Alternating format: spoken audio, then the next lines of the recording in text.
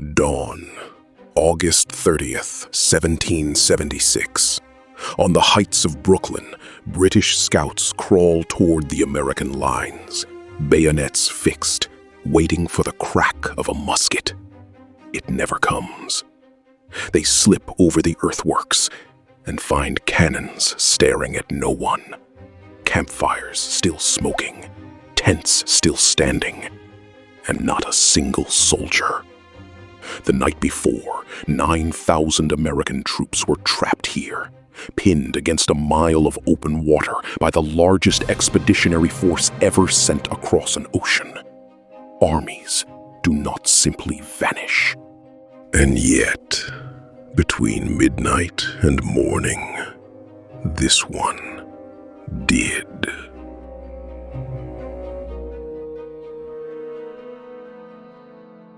"6 weeks. That's how old the Declaration of Independence was when the largest fleet in American waters appeared off New York. 400 ships, 32,000 professional soldiers, sent by the Crown to end the rebellion in one blow. Against them, George Washington and an army of farmers who had never fought a battle in the open field. On August 27th, they fought one. It was a disaster. British columns marched all night through an unguarded pass and appeared behind the American lines at daybreak. The line collapsed. Whole regiments were surrounded, shot down, or drowned in the marshes trying to escape. What kept it from becoming a massacre was a single Maryland regiment, around 400 men, who turned and charged a British force many times their size. Not once, 6 times. Washington watched it from a hill and cried out, "Good God, what brave fellows I must this day lose." Barely a handful made it back, but they bought the army time to run. By nightfall, what was left of the Continental Army, 9,000 exhausted, beaten men, stood crammed onto Brooklyn Heights. Behind them, the East River, a mile of deep, fast water. In front of them, the British Army, digging trenches 600 yards away. And out in the bay, the Royal Navy waited for one fair wind to sail up the river and slam the door forever. No food coming, ammunition soaked by 2 days of cold rain. The Revolution, the Declaration, the Congress, the whole American experiment was one tide away from ending in its first summer.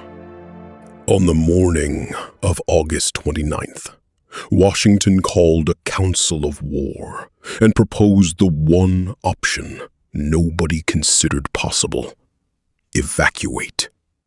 9,000 men, the horses, the cannon, across a mile of river in one night, in absolute silence, 600 yards from the enemy. Even the order was a lie. The troops were told they were being relieved, fresh regiments coming to take their place. If a single soldier understood what was really happening, panic could unravel everything. If a single Loyalist got word across the lines, the British would attack an army caught halfway in its boats. One almost did. Near the ferry landing, a Loyalist woman sent her servant slipping toward the British lines to warn them. He made it, straight into an outpost of Hessian soldiers who spoke no English, had no idea what he was saying, and simply held him until morning. The most important message of the war, and no one on the other side could understand it. For the crossing itself, Washington turned to the men of Marblehead, Massachusetts. John Glover's regiment of fishermen and sailors, soldiers who had grown up rowing the Atlantic in the dark. They wrapped their oars in cloth. They loaded boats until the water stood inches from the gunwales. And then they rowed, back and forth, hour after hour, across black water, in silence, all night long. It nearly failed twice. First, the wind turned against them. For 3 hours, the sailboats couldn't cross at all, and the math of the night collapsed. Then, near 11, the wind swung around and filled every sail. And at 2 in the morning, an aide delivered the wrong order. The rear guard, the last squeen of men keeping the campfires burning in front of the British, abandoned the lines and marched for the boats.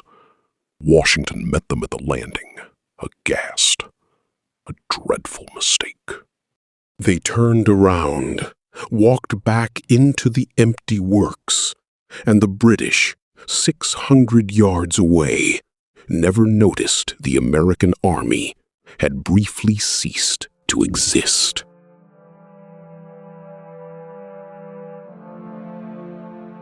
Four in the morning, and the miracle was failing.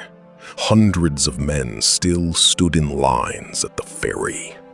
The rear guard still held the works. In 2 hours, there would be light, and the British would see everything. An army caught half ashore, half afloat, helpless in both places. And then it came.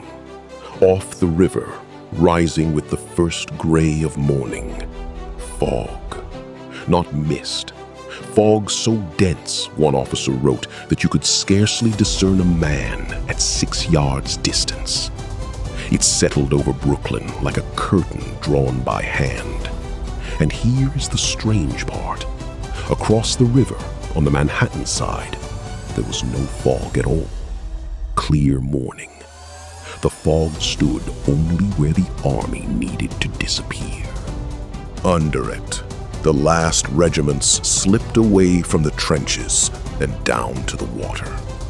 Benjamin Tallmadge, who would later run Washington's spy ring, climbed into one of the final boats inside a cloud.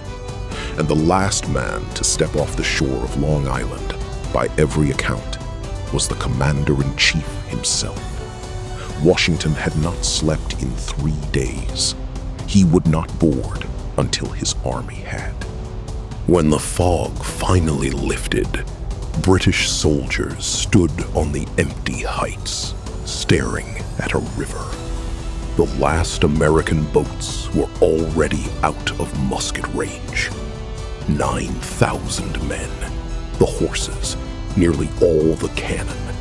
An entire army had crossed a mile of water in one night, under the guns of the world's greatest military power, and they had not lost a single life doing it. Military historians call it America's Dunkirk. The men who lived it used a different word. Washington himself would later write that the hand of Providence had been so conspicuous in the war, a man would have to be worse than an infidel not to see it. Read his letters from that week, and you can feel it. The wrong wind that turned right. The message no one could translate. The mistake the enemy never saw.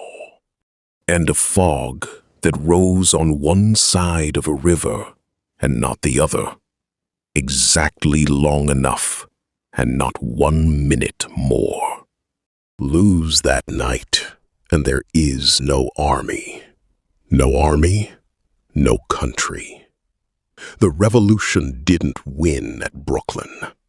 It did something harder. It refused to die. If you want the stories that fell through the cracks of American history, the spies, the miracles, the near misses that made this country, subscribe. Because next time We jump a century ahead to a gang of Chicago counterfeiters, a moonless election night, and a plot to break into the tomb of Abraham Lincoln and steal the president himself.